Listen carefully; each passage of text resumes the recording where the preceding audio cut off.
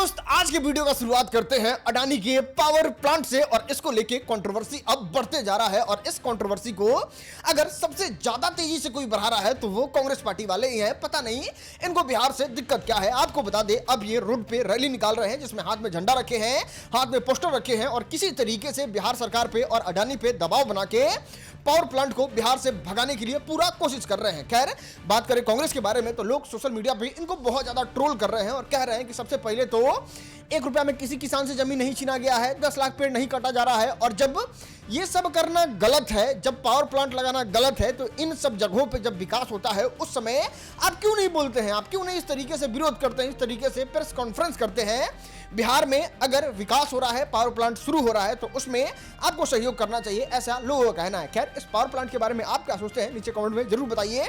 खुलना चाहिए, नहीं खुलना चाहिए? अगर आपको लगता है खुलना चाहिए तो लिखिए यस, नहीं तो लिखिए नो। चलो आगे बढ़ते और बात करते हैं इंडिया के इन्फ्लुएंसर के बारे में जो अडानी जैसे बड़े उद्योगपति को झुका दिए। आज से कुछ दिन पहले हम वीडियो बना के आपको बताई थी कि किस तरीके से अडानी जो है वो भारत में जितने भी वीडियो बनाने वाले हैं उन सभी लोगों को कोर्ट का एक नोटिस भेजते हैं और उस नोटिस के साथ साथ उन सभी लोगों को ये मेल आता है कि जल्द से जल्द आप अपना वीडियो जो है वो हटा लीजिए जिसमें आपने अडानी का नाम लिया है। अब सब लोग आके अपनी प्रतिक्रिया देते हैं, सब लोग आके अपनी बात करते हैं, लेकिन सब लोग प्रतिक्रिया देने के साथ साथ काम भी करते हैं और वो लोग सब लोग कोर्ट चले जाते हैं। कोर्ट में अब फैसला लिया जाता है कि जितने भी अडानी ने इस बात को कहा था कि वीडियो को डिलीट कर देना है वो बिल्कुल भी नहीं होगा, क्योंकि ये जो बात कही गई थी वो एक पक्ष के बात को सुन के कही गई थी। जब तक सामने वाले का पक्ष नहीं आ जाता है, सामने वाले गलत साबित नहीं हो जाते हैं, तब तक वीडियो डिलीट नहीं होगा। और ये है सोशल मीडिया इन्फ्लुएंसर का पावर, जिसको बड़ा उद्योगपति भी नहीं झुका सकता है। चलो आगे बढ़ते और बात करते हैं जेपी यादव शो के बारे में। फाइनली इसके पहले एपिसोड का पहला ट्रेलर जो है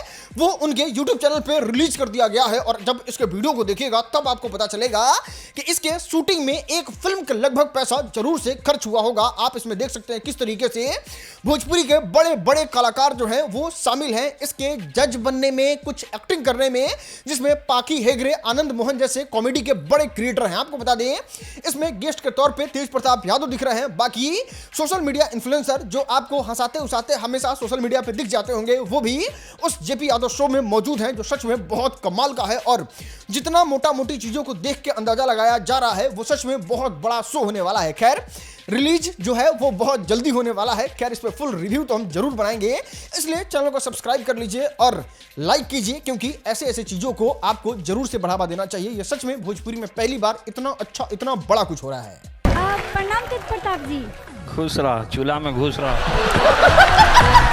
आज चलो आगे बढ़ते और आपको दिखाते हैं पत्रकारिता। इनका नाम समर राठौड़ है। आपने इनका वीडियो तो जरूर से देखा होगा। किसी भी नेता से लेके पुलिस से लेके प्रशासन तक सबको छील कर रख देते हैं और उनके सामने सख्त सख्त सवाल पूछते हैं कुछ इस तरीके से। एक बात बताइए, 4 तारीख को भाजपा समर्थक के घर पर गोलीबारी राजा यादव ने की थी। उसके 8 दिन बाद शिवम की हत्या राजा यादव ने की। शिवम की हत्या के लिए जिम्मेदार कौन? डीएसपी सुनील कुमार पांडे, इंस्पेक्टर के निराला या फिर इंस्पेक्टर थाना प्रभारी मोहन कुमार। अगर 4 तारीख की गोलीबारी के बाद राजा यादव को गिरफ्तार कर लिया जाता तो क्या शिवम की हत्या होती? क्या ये लोग मान ले कि बिहार पुलिस इस बात का इंतजार करती जब तक कोई बड़ी घटना ना होगा तब तक हम गिरफ्तार नहीं करेंगे? आज तो जिस तरह से एक्शन में आई पुलिस, गया पुलिस, आप लोग एक्शन में आए, ये एक्शन अगर उस समय आ जाते तो शायद ये घटना नहीं होती। जिस पिस्टल से गोली मारी गई, क्या वो पिस्टल बरामद हुआ? उसके लिए भी लगातार छापेमारी की जा रही है। अन्य लोगों को भी गिरफ्तारी के लिए छापेमारी की जा रही है। बरामद प्रयुक्त हथियार और अन्य अभियुक्तों की गिरफ्तारी जल्दी कर ली जाए। हत्या की वजह क्या रहा? मुख्य उद्देश्य आपसी तनाव, वर्चस्व की। आपको बता दें, बिहार में शिवम का हत्या हो जाता है और जितने भी पुलिस प्रशासन होते हैं वो मीडिया को बुलाते हैं प्रेस कॉन्फ्रेंस करने के लिए। और जब प्रेस कॉन्फ्रेंस में जाते हैं समर राठौड़ तो सीधे वहां पे सवाल पूछते हैं और वो भी डीवाईएसपी सर से सवाल पूछते हैं कि चलिए एक बात बताइए, शिवम कि हत्या का जिम्मेवार कौन है? एसपी साहब हैं, थाना प्रभारी साहब हैं या फिर डीवाईएसपी साहब हैं? और वहां पे क्या जवाब होता है वो आपको सुनना चाहिए। गोलीबारी के बाद लगातार छापेमारी की जा रही थी। राजा यादव अपने घर से फरार चल रहे थे। इसके साथ साथ तकनीकी टीम भी लगी हुई थी। उसमें पूर्व की घटनाओं को लेकर इनके द्वारा जब उस घटना की गई थी तो ये घटना के लिए उनके द्वारा प्लान बनाया गया। पुलिस टीम लगातार उसके लिए छापेमारी कर रही थी और तत्पर थी। इसी के आधार पे घटना के कुछ दिन बाद ही हम लोग उसको गिरफ्तार कर लिए हैं जेल भेज रहा है। चलो आगे बढ़ते हैं और बात करते हैं Bhojpuri star power star Pawan Singh के बारे में। भाई साहब ये कितना ज्यादा मानते हैं अपने मम्मी को, और ये पूरे आज दुनिया को बता दिए कि पवन सिंह के जीवन में उनके माँ से बड़ा कुछ नहीं है। आज पवन सिंह जो है वो राइज एंड फॉल से निकल रहे थे, वो वाला एपिसोड जो है वो लाइव टेलीकास्ट कर दिया गया, और वहां पे जब पवन सिंह बाहर निकल रहे थे उस समय असनीर ग्रोवर जो है वो पवन सिंह को एक गिफ्ट देते हैं, और गिफ्ट में उसी शो में उनके माँ को बुला देते हैं, और माँ को मिलने के बाद जो रिएक्शन रहता है पवन सिंह का, माय गॉड। अरे हमर माई।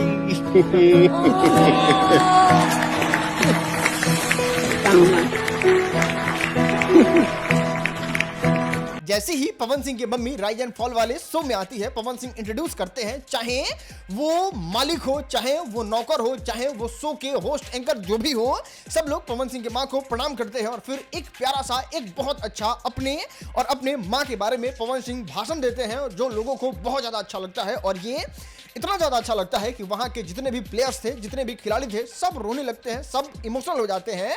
और बात करें धनश्री वर्मा के बारे में तो ये तो थोड़ा ज़्यादा ही रोने लगती है, जिसके बाद इंटरनेट पे बहुत सारा न्यूज़ बनता है। खैर बात करें पवन सिंह के बारे में तो ये पहले से ही फाइनल था कि पवन सिंह जो है वो शो का हाइप बनाने के लिए आ रहे हैं। बाकी पवन सिंह के जाने का रीजन जो है वो गाना गाना, फिल्म करना या फिर राइज एंड फॉल से बोर हो जाना नहीं है। पवन सिंह के जाने का मतलब बस इतना था कि बिहार में इलेक्शन होने वाला है, और इलेक्शन में वो चाहते हैं जनता की सेवा करना, अपने जनता से मिलना, जिसकी वजह से बिहार में पवन सिंह एंट्री मार दिए हैं। अब यहाँ पे सबसे बड़ा प्रश्नवाचक चिन्ह ये उठता है कि राइज एंड फॉल जैसे शो को छोड़ के पवन सिंह गए हैं, तो इसका मतलब हो सकता है पवन सिंह विधानसभा का चुनाव लड़े। खैर जो भी होगा हम आपको बताएंगे ही, बस आपको चैनल को सब्सक्राइब करके रख लेना है। हर एक लेटेस्ट जानकारी रात में आपके पास पहुंचता है, एकदम सोने के टाइम पे। कोई चिंता फिक्र का बात नहीं है, कहीं जाने का जरूरत नहीं है, सब यही मिलेगा। चलो दोस्त अब बात करते हैं Ajay the untold story of Yogi, जो योगी आदित्यनाथ के बायोपिक पे बनाया गया फिल्म था। इस फिल्म का इतना खराब, इतना घटिया रिस्पॉन्स मिला है, जिसको देखने के बाद सब लोग कह रहे हैं कि ये कौन बायोपिक है भाई, कि इतना बुरी तरीके से फ्लॉप हो गया। आपको बता दें इस फिल्म को रिलीज कर दिया गया है। इस फिल्म का लागत के बारे में बात करें तो पूरा 25 करोड़ रुपया था, और पहले दिन के ओपनिंग में जहां इस फिल्म का बहुत ज्यादा हाइप बनाया गया, बहुत ज्यादा इसके बारे में बात हुई, हर सोशल मीडिया पे इसके बारे में चर्चा हुआ, बावजूद इसके ये फिल्म जो है वो 19 लाख रुपया से लेके 20 लाख रुपया के बीच में ही रह गई पहले दिन के कलेक्शन में। और इस कलेक्शन को देख के अंदाजा लगाया जा रहा है कि ये फिल्म सुपर डुपर फ्लॉप हो गया। और सबसे ज्यादा हैरानी की बात तो ये है कि कुछ रिपोर्ट का ये कहना है कि कुछ सांसद विधायक जो योगी जी के छत्र छाया में आज राज कर रहे हैं, वो लोग भी जाके इस फिल्म को नहीं देखे। भाई देखिए, मेरा सवाल बस आपसे इतना है, नीचे कमेंट में बताइए कि भारत में वो कौन नेता है जिसपे अगर बायोपिक बने तो कमाई का सारा रिकॉर्ड तोड़ देगा।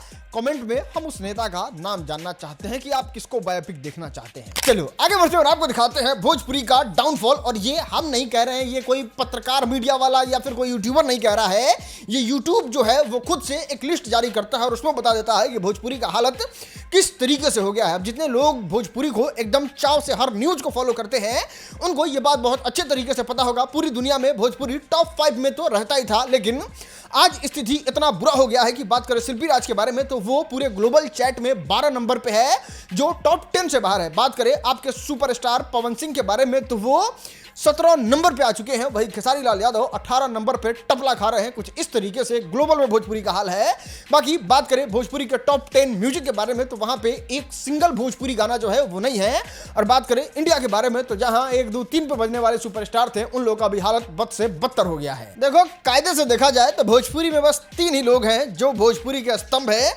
नंबर 1 पे शिल्पी राज, नंबर 2 पे पवन सिंह, 3 नंबर पे खेसारी लाल यादव। और यहाँ पे पवन सिंह मोटा मोटी राजनीति में चले ही गए हैं 90%, खेसारी लाल यादव 50% चले गए हैं, एक शिल्पी राज बची हुई है और अब चल दिया है गाड़ी। चलिए आगे बढ़ते हैं और बात करते हैं सिंगर देवी के बारे में। ये एक और कंट्रोवर्सी जोत ली, और ये कंट्रोवर्सी क्या जोती है वो हम आपको बताते हैं। नहीं, आज से 3-4 दिन पहले, 3-4 दिन नहीं 10-15 दिन पहले का बात है, आपने सुना होगा सिंगर देवी जो है वो माँ बन जाती हैं और वो किसी से बिना शादी किए हुए, बिना मतलब पति के माँ बन जाती हैं, जिसको लेकर बहुत ज़्यादा कंट्रोवर्सी होता है। उसकी अपनी कहानी है, लेकिन अब जब उनका बेटा हो गया तो उस बेटा का ऐसा कंट्रोवर्शियल नाम रख दी, और क्यों रख दी उसको भी लेके अब कंट्रोवर्सी हो रहा है। इस वीडियो को देखो, आपको सब समझ में आ जाएगा। अपने बेटे का नाम क्या रखा है मैम? हम लोगों ने इसका नाम जंगल रखा है। ये बहुत बड़ा नाम है और इसमें भी बहुत बड़ा कंट्रोवर्सी हो रहा है कि और कोई नाम नहीं मिला, ये जंगल कौन सा नाम होता है? देखिए, जंगल हम लोगों ने इसलिए रखा है, इसलिए रखा है कि हम लोग जंगल को प्रिजर्व करना चाहते हैं। चलिए आगे बढ़ते हैं और बात करते हैं वनु द ग्रेट और मनी मिराज के कंट्रोवर्सी के बारे में। अभी सब कुछ इंटरनेट पे चल रहा था, मनी मिराज आके अपनी बात कह रहे थे, वनु द ग्रेट जो है वो अपनी बात कह रही थी, लेकिन अब ये मामला जो है वो लीगल जा चुका है और इस लीगल की जानकारी जो है वो हिंदू रक्षा दल के जो संस्थापक है पिंकी भैया वो बताते हैं एक प्रेस कॉन्फ्रेंस में, और वो बताते हैं कि मनी मिराज पे फाइनली FIR यानी कि मुकदमा दर्ज कर लिया गया है। वहां पे प्रेस कॉन्फ्रेंस में वनु द ग्रेट भी रहती है, वहां पे क्या मामला होता है वो हम आपको सुनवा देते हैं डायरेक्ट। मैं अपने सभी भाइयों को बताना चाहता हूं, क्योंकि काफी ट्विटर पे भी चला था, मेरी बिटिया वनु द ग्रेट, ये जो आलम मनी मिराज आलम जो था जिसने नाम छिपा करके हमारी बिटिया को फंसाने का काम किया था, मैं आप सभी को बताना चाहता हूं मुकदमा कायम हो गया है और पूरी ताकत के साथ हम अपनी बहन के साथ खड़े हैं और खड़े रहेंगे। मुझसे जो गलती हुई, मैंने ऐसे इंसान पे भरोसा किया, मुझसे तो गलती हो गई। जितने भी लोग मुझे देख रहे हैं, आप लोगों से हाथ जोड़ के विनती है कि मुझे माफ़ कर दें आप लोग और इस मनी मिराज को कड़ी से कड़ी सज़ा दिलाएं। और मैं भैया को थैंक यू बोलना चाहूँगी कि मेरे साथ ऐसे सिचुएशन में खड़े हैं जिस सिचुएशन में इंसान दम तोड़ देता है। खैर बात करें वनु द ग्रेट और मनी मिराज के बारे में, तो कल आपको रात वाली वीडियो में तो दिखाया था किस तरीके से मनी मिराज जो है वो आके बहुत सारी बात जो है वो वनु द ग्रेट के बारे में करते हैं, जिसको लेके वनु द ग्रेट फिर से इंटरव्यू देती है और इस बार वो बहुत ज्यादा रो रही थी और आके अपनी बातों को कहती है कि मेरे प्यार को उसने जानवर से तुलना कर दिया और हमारे साथ बिताया हुआ पल को वो AI बता दिया। अब मैं उसको बिल्कुल भी छोड़ने वाली नहीं हूं, मैं उसको सजा दिलवा के रहूंगी और तब जाके मेरे चैन में चैन आएगा। इतना ही नहीं, वो बहुत सारी ऐसी बातें कहती हैं कि पहले तो कुछ रोकना टोकना और इस तरीके की बातें थी, लेकिन अब वो सारा पर्दा हट चुका है। अब हम हर हद तक जाके वो सब मीडिया में लेके आएंगे, वो सब इंटरनेट पे वायरल करेंगे जो हम कभी नहीं चाहते थे कि दोबारा से वायरल करें। खैर आपको बता दें वनु द ग्रेट का ये भी कहना है कि जिस फोटो वीडियो को ये AI कह रहा है वो जनता को बेवकूफ बना सकता है, वो इंटरनेट पे आके इस तरीके की बात कर सकता है, लेकिन जब साइबर क्राइम में इन सारी चीजों की जांच होगी तब पता चलेगा कौन असली है कौन नकली है। बाकी वो कह रही थी कि हम सारा चीज भगवान पे छोड़ दिए हैं और सबसे ज्यादा एक मतलब पैटर्न देखने को मिला है वनु द ग्रेट के वीडियोज में, वो आजकल जब भी कहीं भी वीडियो में आ रही हैं वो चंदन जरूर लगा के आ रही हैं, जो कि पहले ऐसा नहीं करती थी। चलो दोस्त आगे बढ़ते हैं और आपको दिखाते हैं इंदौर के मेट्रो का हाल। और अब ये वीडियो जो है वो इंटरनेट पे बहुत तेजी से वायरल हो रहा है। यहाँ पे आप देख सकते हैं जो इंसान भी मेट्रो में बैठने जा रहा है उससे पहले उसका बहुत अच्छे तरीके से सर्च हो रहा है कि कहीं ये तंबाकू गुटखा तो नहीं रखा है, और उसको सर्च करके बाहर निकलवाया जा रहा है, जिसका ये वीडियो बना के इंटरनेट पे अपलोड कर दिया गया है। बताया ये जा रहा है कि इंदौर मेट्रो जो है वो पूरी तरीके से गुटखा तंबाकू पे बैन लगा दिया है। मतलब अब आप मेट्रो में तंबाकू गुटखा ना लेके जा सकते हैं ना चिबाते हुए जा सकते हैं। अब इसको देख के लोग कह रहे हैं कि हाँ सही बात है, भारत में गुटखा खैनी बैन करने से नहीं होगा, कुछ इंपॉर्टेंट जगह पे बैन ही कर देना चाहिए, जैसे रेलवे स्टेशन पे इस तरीके से ही करना चाहिए, बस में इस तरीके से करना चाहिए, कुछ इंपॉर्टेंट जगहों पे 2 आदमी को रख देना चाहिए। गुटखा चेक करने के लिए साफ सफाई करने का कोई जरूरत नहीं पड़ेगा करोड़ों रुपया खर्चा करने का। चलो दोस्त अब हम आपको दिखाते हैं आज का वायरल वीडियो। भाई इतना गांजा मत पिया कर, सेहत के लिए हानिकारक होता है। भाई कुछ नहीं होता, आदत है। चल तो अब घर तो चल ले। भाई घर तो चल लेंगे पर बिना नाव के नदी कैसे पार करें? गांजा ब्रो रोल पेपर प्लांट सांजा ब्रो